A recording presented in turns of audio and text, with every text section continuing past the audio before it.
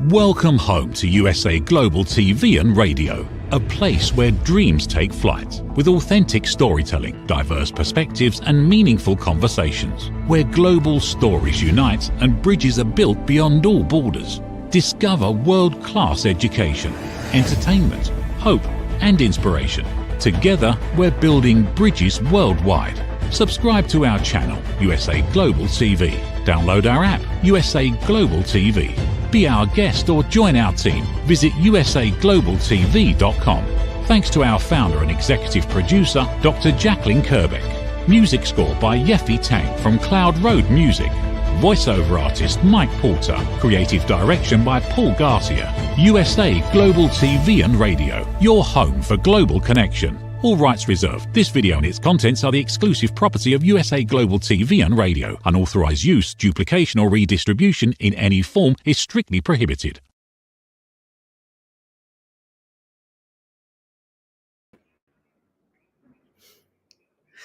Hello and welcome. Happy Sunday. My name is Renée Ambarees Isermann, and I say welcome to USA Global TV and Radio. And today it's a very special show, and I have a very special guest. And if you are new here and you are interested how to get back in paradise, and you want to learn more about why your smile is the key, so don't forget to subscribe to this channel. I'm your host, I'm Renée Ambarees. I'm here every Sunday at 2 p.m. Eastern Time. And yes, so the year's going by very quick, and Christmas time can be something else. When I look back, Christmas was never my go-to time. And so it's about relationships. And relationships is always starting with ourselves. And it shows up in our eating disorders. So this show is all about emotional and understanding your habits about the eating part. So, and I have a very special guest today, and I'm so excited. It's Dr. Nina Savelle-Rocklin. She is a psychoanalyst. She is an author. She is international, really expert when it comes to emotional eating disorders. And she is having her own method we are talking about today. And now I want to welcome Dr. Nina. Welcome on my stage.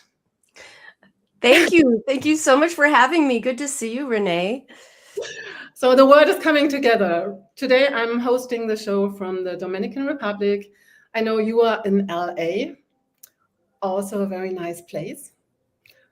And yeah, it's an important topic. We want to bring light in. We want to help to give you some solutions also today. And so eating disorder is something that is very big in my life because I was 22 years a professional athlete. My mother was putting me on a diet, so I know a lot about diets. And so, but your story, and for me, you are the role model, started, I think, much earlier. And I want to know all about that we inspire people. So I give you the stage. Let's dive in.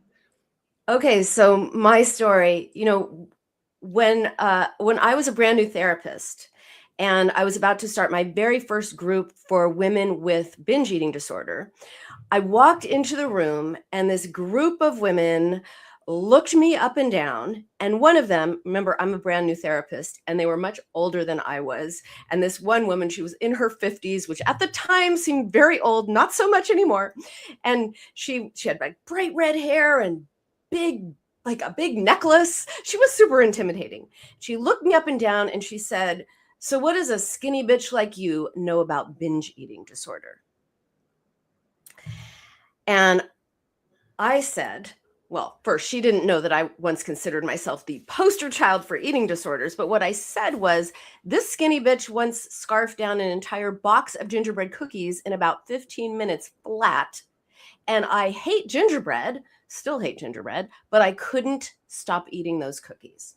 So I told the group that when I was 5 years old, I came to believe that if I were thinner, I would somehow be better. And that was the beginning of my obsession with my weight and with food. And when I look at my teenage journals, every page is full of numbers, calories I ate, calories I burned, the weight I was going to be one day when the diet was successful. And I was always on some crazy restrictive diet. Eventually, my willpower would fail, because it always does. And I would eat the kitchen. Sometimes I would purge. That's why I was the poster child for eating disorders. I had all of them. So finally in college, I go to therapy, but I go for anxiety. So I talked about guys and goals and dreams and my family and my family and my family. And I was open with my therapist about every part of my life except one. I never told her what was going on with food, because I was so ashamed of what I was doing. I was mortified. So nobody knew the truth. But by the time I left therapy, all my eating disorder behaviors were gone. And not once, not a single time, had I ever talked about food. And people say, how is that possible? How do you get rid of all eating disorders without ever talking about food?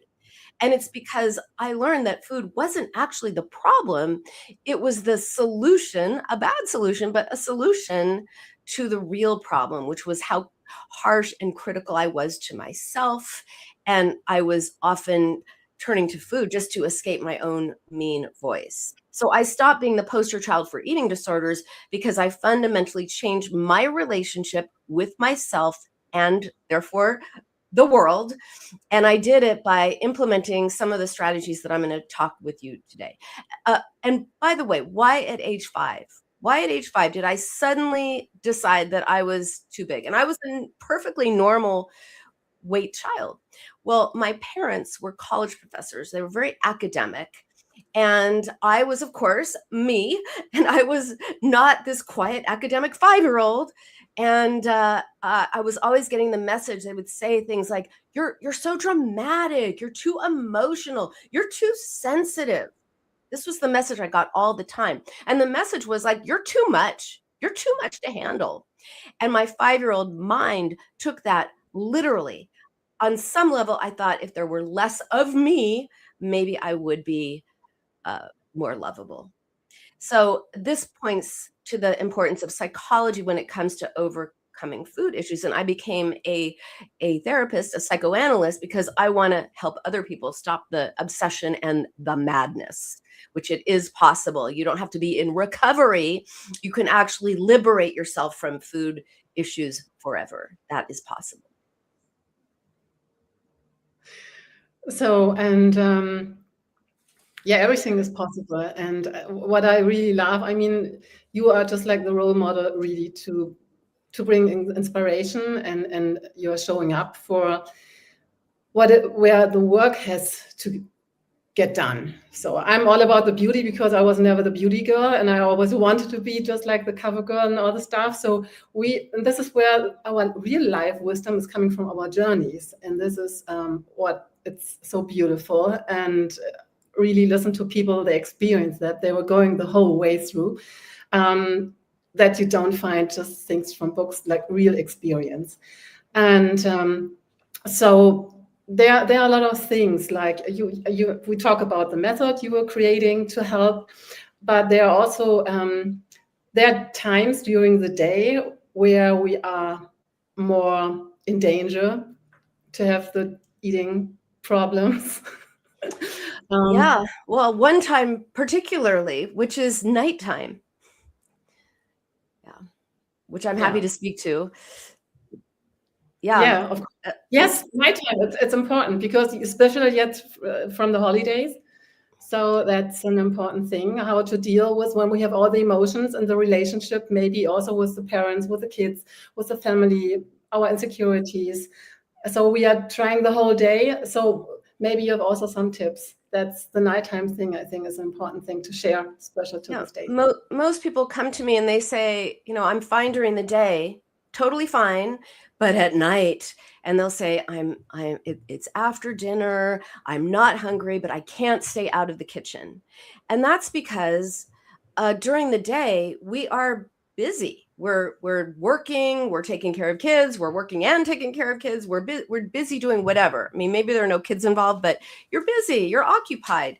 And at night is when things slow down. And that is when thoughts and feelings might become available to you that you don't want. So we bypass them. And I actually have a really good example of how this happened. This woman I called Jenna, not her real name, but she came to me and she said, "Hey, Dr. Nina, maybe your other people struggle with emotional eating," but she said she was a food addict and that she could prove it. And she knew that I did not believe in food addiction, but she was pretty sure she had the evidence of food addiction. And it was a nighttime eating situation. So she told me that she had been, relaxing and chilling and, Netflix and chilling and watching TV. Nothing was going on in her life. Nothing was bothering her. But all of a sudden, Ben & Jerry's was calling her name. And the way she put it was, "Calling my name. I'm addicted to Chunky Monkey." I said, "Well, let's wait, not so fast. What were you watching on TV before Ben & Jerry started calling your name?" And she tells me it is Charmed, her favorite show. So since she was doing something she enjoyed, watching Charmed, her favorite guilty pleasure TV show, there was no reason, or so she thought, that she would want to down a pint of ice cream, and that was just getting started on her binging. What was the episode about? Oh, it's when this demon comes down, it breaks the bond between the sisters. They start fighting. Everything gets really nasty and contentious and awful. Now, I know that Jenna had or still has actually, a terrible relationship with her sister. And all I said was, "Oh, sisters fighting, huh?" And that's when Jenna went, "Oh my God." And she got it because she realized watching the show activated her own feelings about her own sister. But before she was consciously aware, this is important, before she was consciously aware that she was being activated and triggered, she went to ice cream for comfort and distraction. If we had just been like, "Well, when ice cream calls your name, Jenna, brush your teeth, write in your journal, take a walk, take a bubble bath," nothing would have helped because none of those things were a solution to her real issue. The real problem was not Ben & Jerry's. The real problem was her difficulty recognizing, acknowledging, and being able to process her feelings about her sister. And so when we worked on that, guess what? Ice cream stopped calling her name. So this is nighttime is when these things happen, when often we use food or thoughts of food to distract ourselves, whether we're getting activated or triggered or not. We use food to distract ourselves from things that are uncomfortable. We use it to cope, to comfort, to escape, to many different things. And so that is why nighttime is such a hard problem for people who struggle with food. So true. And the story is really amazing. And I mean, you have so many clients all over the world. You were guiding through a really clear protocol and method. Mm-hmm. And so maybe when people are listening, so if you listen and you feel like, okay, maybe that's me, maybe even like a little bit. So also you are invited to write questions so we can answer them and engage. So you have a chance to talk to Dr. Nina in real time now, but also later we were going over that thing. So what are the first steps of people now just like see, oh, okay, I know every evening I'm going to the refrigerator before I go to bed. So what is the first thing? The first step is really you have to stop dieting, because dieting keeps you focused on food. Dieting keeps you focused on what you are eating and not why. So also dieting is about restriction, and the anticipation of deprivation of something or the experience of deprivation only makes you want it more. If I tell you not to think about a pink hippopotamus, Guess what just popped into your mind? A pink hippopotamus, most likely. So when that is human psychology. When we're told we can't have something, even when we're telling it to ourselves, even when we know we don't want it logically, psychologically, because it's not logical, it's psychological. Psychologically, we want what we can't have. So that's why diets don't work. And also the diet industry, a $60 billion industry, billion with a B, is very invested in having us keep dieting.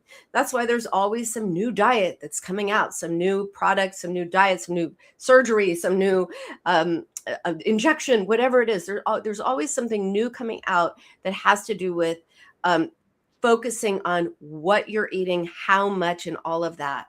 And the problem when it comes to binge eating, which is the most prevalent eating disorder that most people don't know they have, which I can speak to that just a little bit. They think they have no control. They think they have no willpower. Actually, they have a diagnosable, treatable condition that you can liberate yourself from.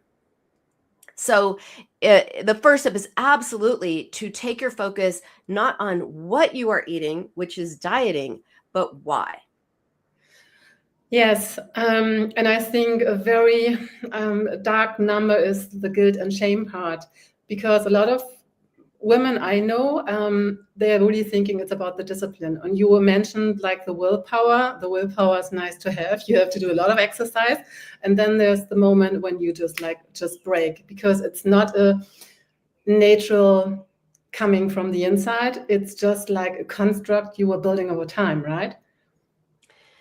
Well, willpower is part of the diet culture. Diet culture says, hey, willpower, eat this, not that, have the strength, have the willpower, have the control, and it focuses on food. Diets cannot tell you why you are eating. So what do? If, like Jenna, you just are on autopilot and you go towards the kitchen at night or anytime and you check in with yourself, and people will also tell me all the time, they'll say, I nothing is bothering me. I'm not eating emotionally. And there's this idea that eating emotionally means like you're Chandler on Friends and what's her name just broke up with you and you're crying into your ice cream and eating ice cream. That's not emotional eating. Emotional eating is anytime you are eating to change the way you emotionally feel. It doesn't mean you're sad and you're eating ice cream. It means you're eating as a way of changing your state. But what do you do when you go so quick, you bypass that reason? It's out of your awareness, but it is not out of operation. Well, this is where my food mood formula comes in, which is part of my binge cure method, which you can read about in my book, The Binge Cure, or my other book, Beyond Binge Eating. So actually what you are eating gives a clue as to why you are turning to that food. So if you're like Jenna and you're, love it. If you're like Jenna and ice cream is your thing, then that's smooth and creamy.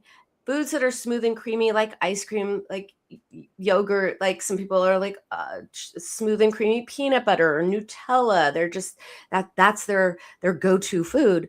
That is associated with a need for comfort. So if that's your go-to food, think about other ways that you can comfort yourself, which I do teach in my books and in my programs, that don't involve eating.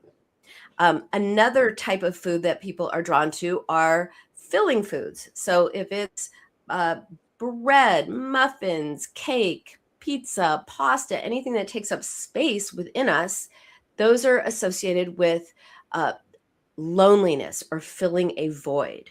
So if those are your go-to foods, you want to consider, and this is hard, by the way, it's a lot easier to focus on food, but if those filling foods are your go-to foods, consider the empty spaces in your life, right? What are they? And find different ways to fill them. Crunchy, if it's all about the tortilla chips and the potato chips and the pretzels and all of that, and maybe you've tried crunching on carrot sticks, but it just doesn't work as well. Of course not. Anything that makes you bite down with a crunch, that is associated with forms of anger. So forms of anger can be irritation, frustration, annoyance, rage. And women especially are taught not to be angry. Somehow that's not ladylike. It's not nice. Don't be angry. So we often stuff down our anger, but we take it out on ourselves. We get very mad at ourselves for what we eat or what we weigh. Well, if those crunchy foods are your go-to, think about, who would you be mad, who or what would you be upset with, angry with, if you weren't being mad at yourself for what you ate? And then there's what about chocolate? Well, chocolate actually goes into those categories because you have chocolates with a creamy filling, which would be comfort. You have chocolates with nuts, which would be crunchy, which would be forms of anger.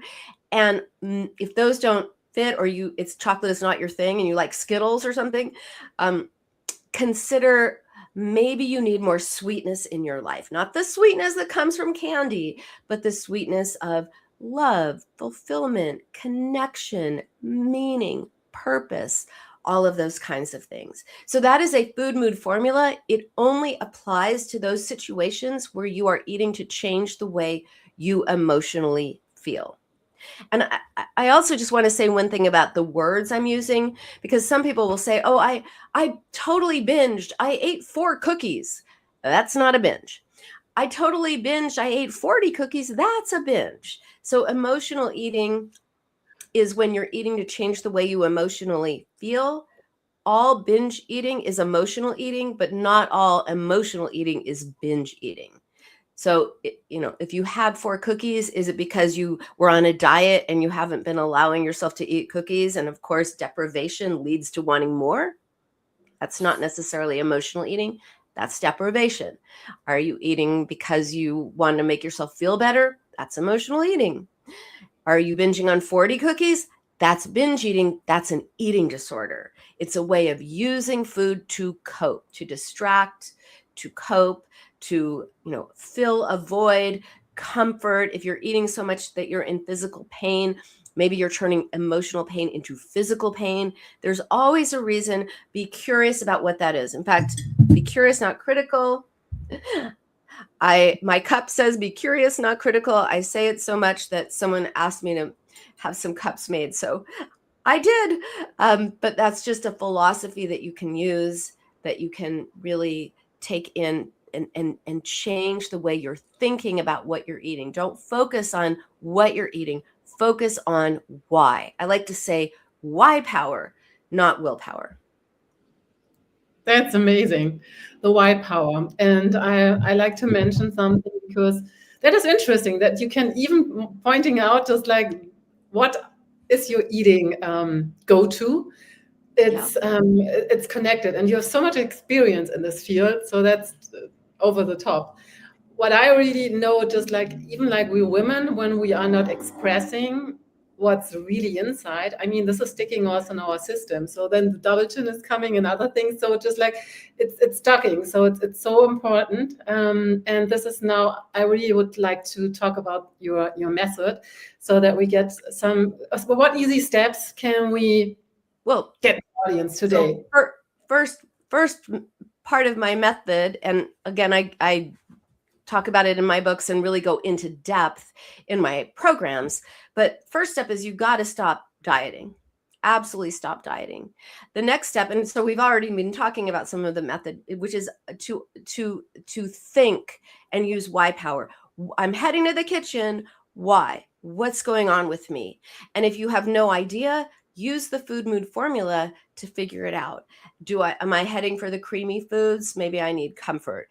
Am I going for the bread or the cake or the pizza or whatever?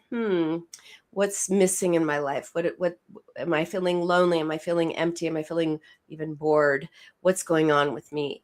Is it crunchy? Is it sweet? So use the food mood formula. And then you've got to learn how to express yourself, right? Express those feelings, which our culture says, hey, don't express your feelings. If you're angry, you need an anger management class, right? If you're sad, oh, well, maybe you're depressed, you need a pill. If you're anxious, maybe you need a pill for that too. And of course, some people can benefit from medication. That's not what I'm talking about. I'm talking about how we pathologize basic human emotions that are just responses to situations, and we make them into something scary and bad. And so nobody knows how to express those feelings. And the first part of that is, well, name it. Oh, I am experiencing some anger right now. I'm experiencing this. And then because of that, I'm experiencing some frustration because that person cut me off on the freeway. And just to name it is a good first step. And then you can go on towards expressing what you are feeling.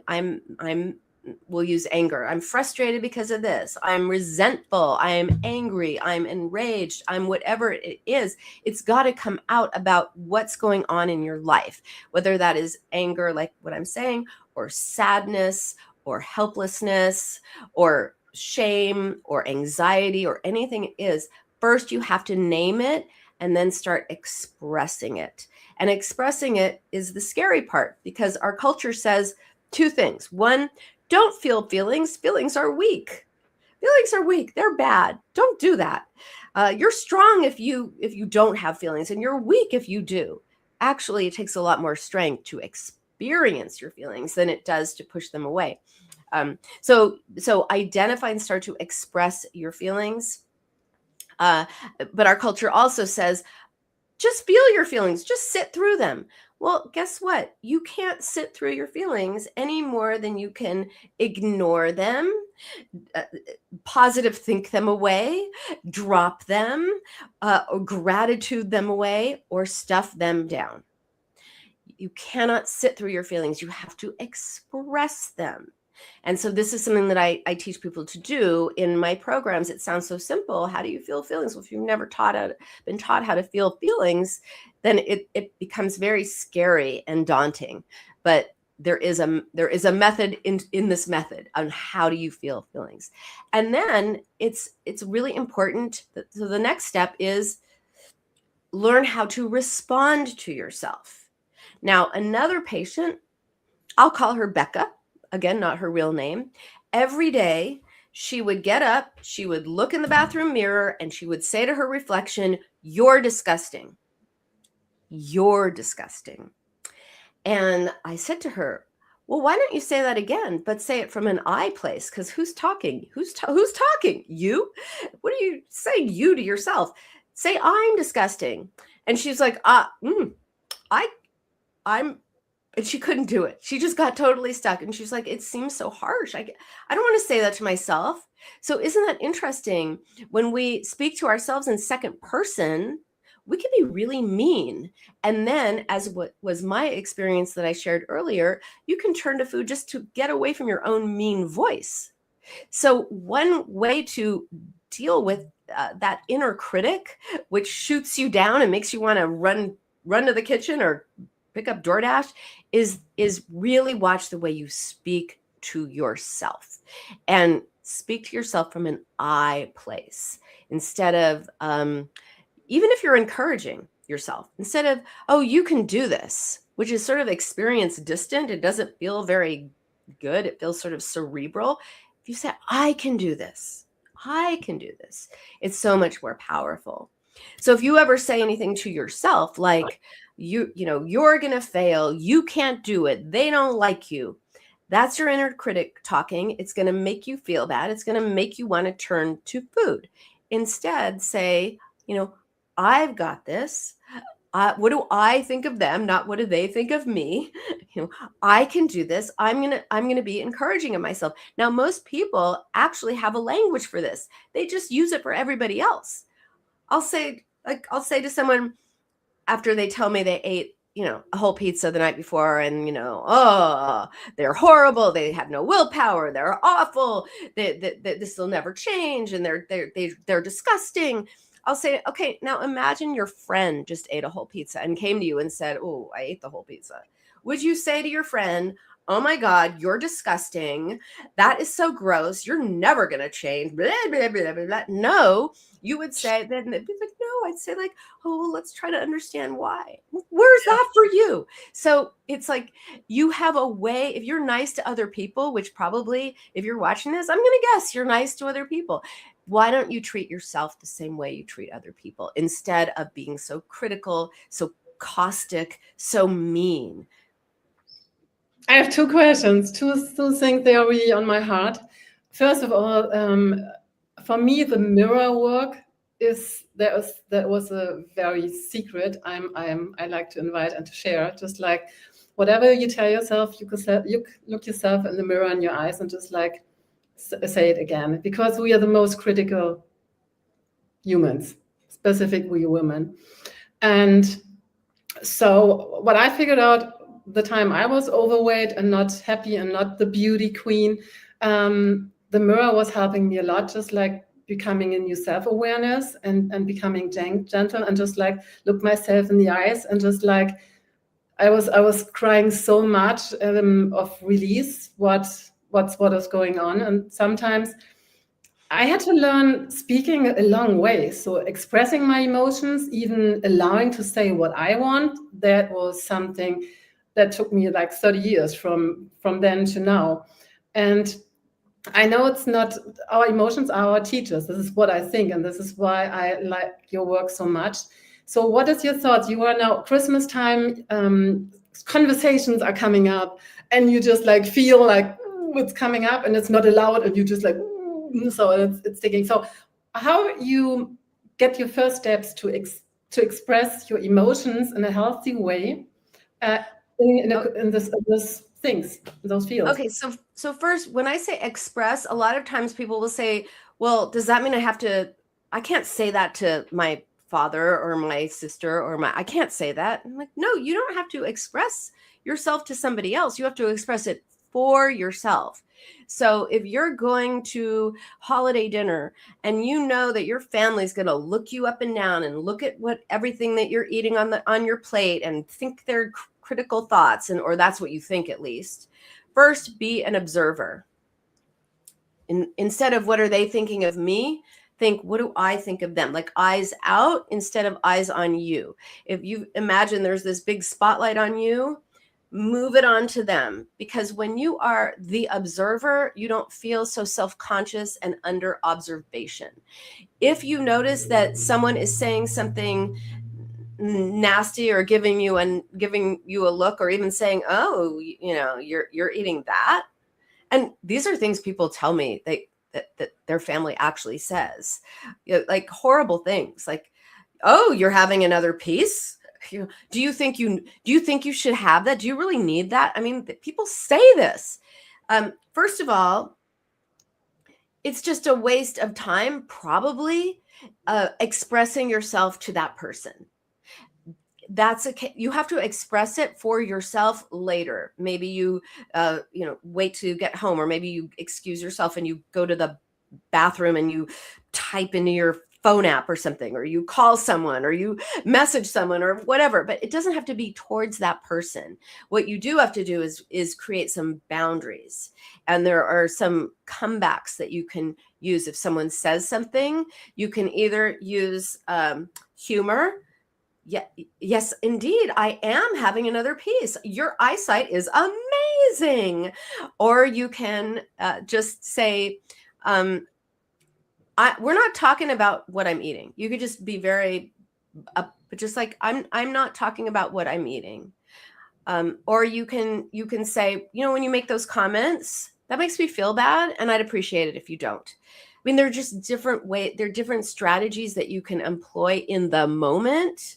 But you're not going to say to somebody, hey, I want you to know that when you shame me about what I'm eating, it really go into a whole thing. And I'm very angry with you and I'm very upset with you. They're not going to go like, oh my God, I've upset you. I am so sorry. I will never do it again. That will not happen. And if it does, that's 1 in a million. Go buy a lottery ticket, because but protect yourself is the point. Go in prepared with certain strategies of protecting yourself. If you encounter people, or if they don't say anything and they just look at your plate and look at you, you can look at them and say, is there something you want to say to me? Like, take charge instead of being so scared. So that's a really important thing to do at holiday meals.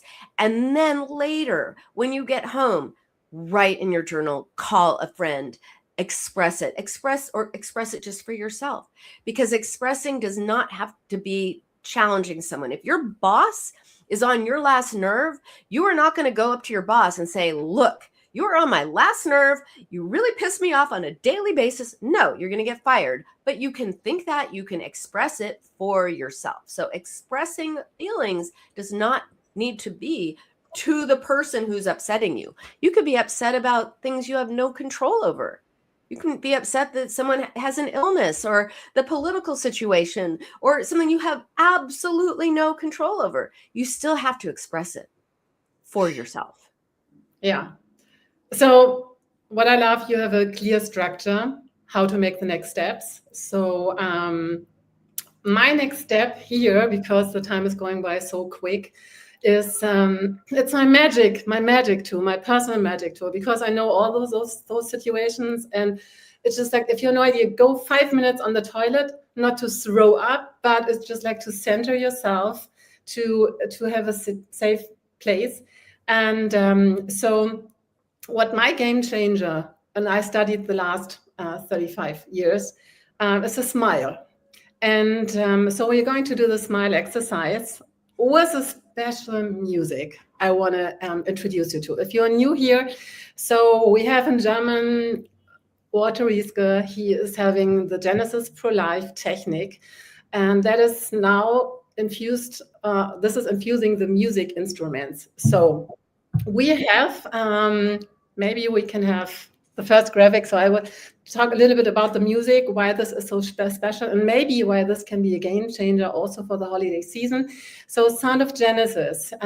So your body is over 70 plus water. So, and to inform water, Emoto was showing us that the music, the words, whatever you do, is just like informing it. Water is just like it carries everything.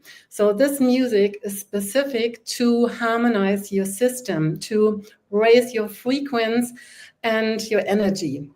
And not only for you, but also for your living rooms, for your home and your house. And so I give you the next picture to give you an idea. Water, 75% or 70 plus, it's in your system. So the normal water is looking like this. And now it depends on if you have a handy, if you have stress, if you have heavy metal, if you whatever, this is doing something. And when you just listen to this music, 15 minutes, it's a total game changer. So can you show me the other picture? So this is then harmonizing. Everything is blooming. So imagine you feel low and you try to grab also the chocolate, other things. Maybe this can be the easy game changer when no therapist or a book is available, that you have this in your pocket.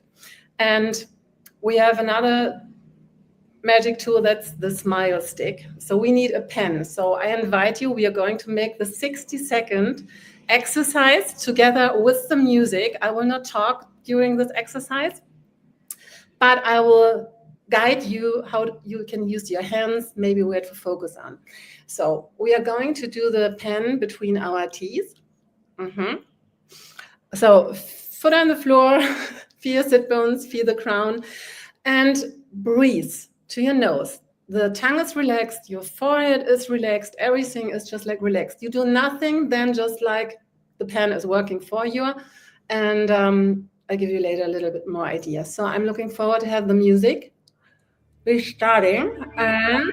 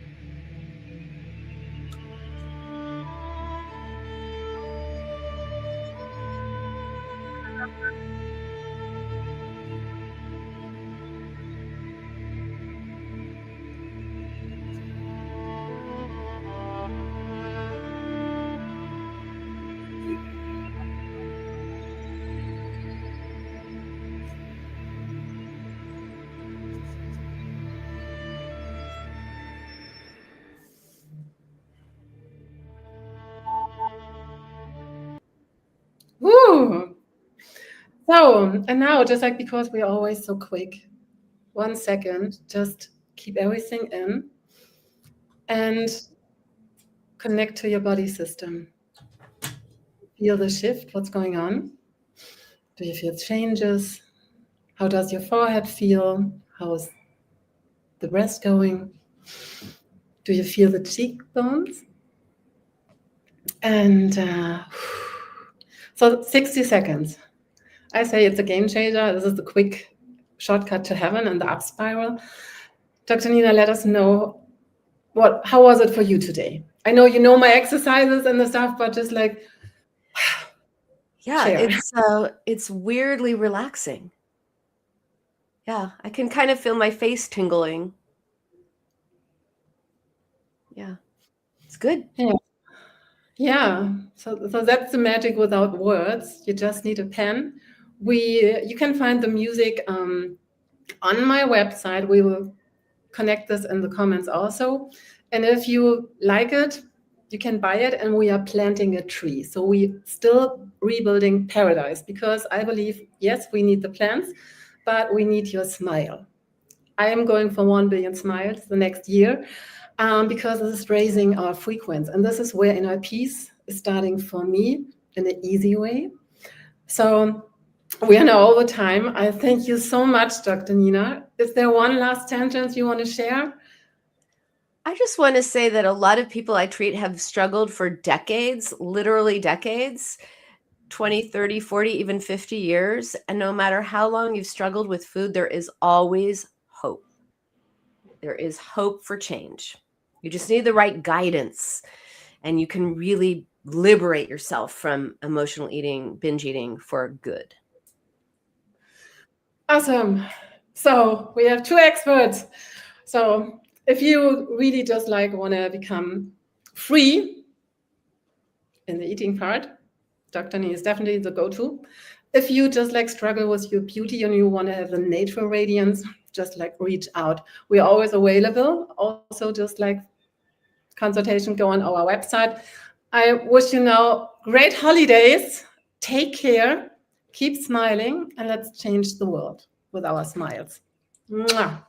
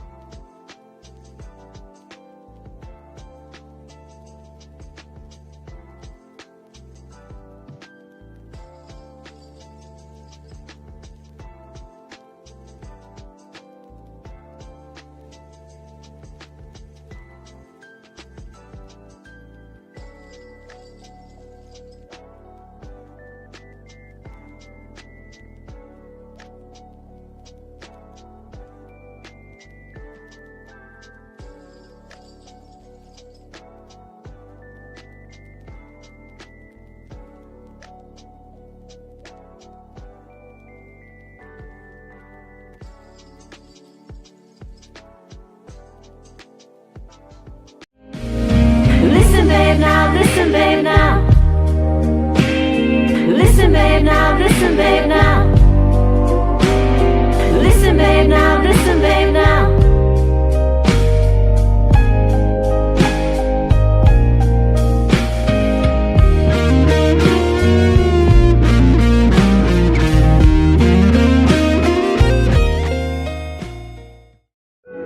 In a noisy world, true connection begins with listening. Elevated listening transforms every conversation in just 5 simple steps. Pause and breathe. Set your intention. Listen with curiosity. Reflect back. Agree on one next step. Join the Listening Mentor on Let's Finally Talk with Dr. Jacqueline Kerbeck, the Listening Mentor, where we help you find inner peace, one conversation at a time. Streaming every day, Let's Finally Talk TV show with Dr. Jacqueline Kerbeck, only here on USA, Global TV and Radio. Subscribe to our YouTube channels to watch and engage with all our content.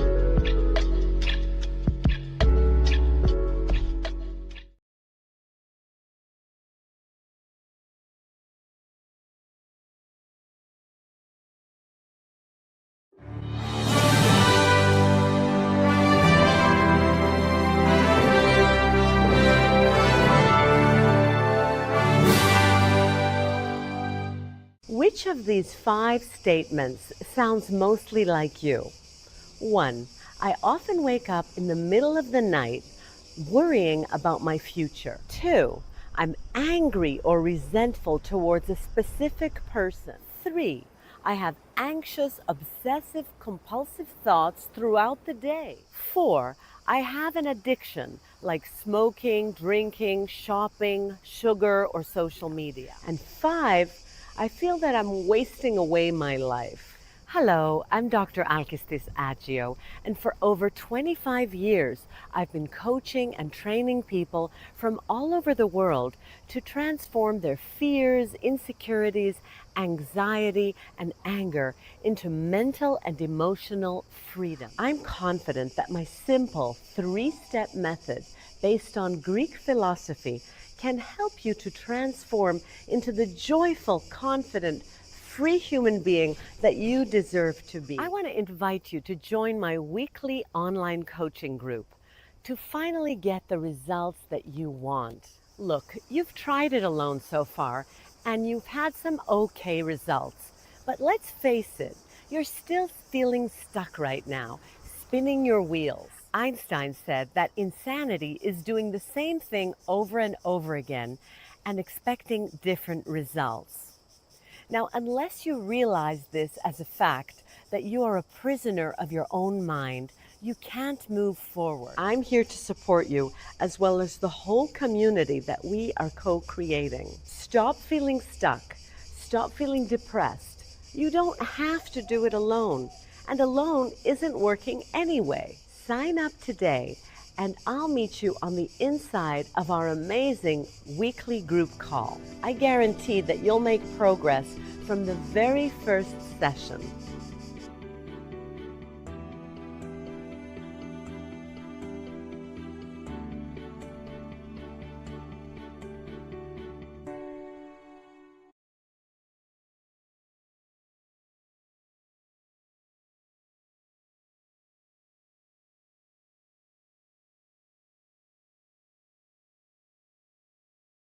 Thank you, viewers and listeners of USA Global TV and Radio, for joining us today. We're honoured to have your time and attention as part of our global community. At USA Global TV and Radio, we believe in the power of authentic conversations, meaningful connections, and creating a world of possibilities together. Want to be part of something bigger? Join our team of elevated listeners at usaglobaltv.com, a space where your voice matters and your ability to listen transforms relationships. Stay connected with us across all our platforms for thought-provoking discussions, expert insights, and empowering stories. Subscribe to our channels at youtube.com/c/USAGlobalTV. Follow us on social media and explore the endless opportunities we're creating for growth, learning, and inspiration. Together, we're not just broadcasting, we're building bridges and changing lives one conversation at a time. For inquiries, contact us at info@usaglobaltv.com. Music by Johnny Dies. Produced by Executive Producer and Director Dr. Jacqueline Kerbeck. Voiceover by Mike Porter. Creative direction by Paul Garcia. All rights reserved. Copyright 2025. Visit usaglobaltv.com to view our full terms and conditions.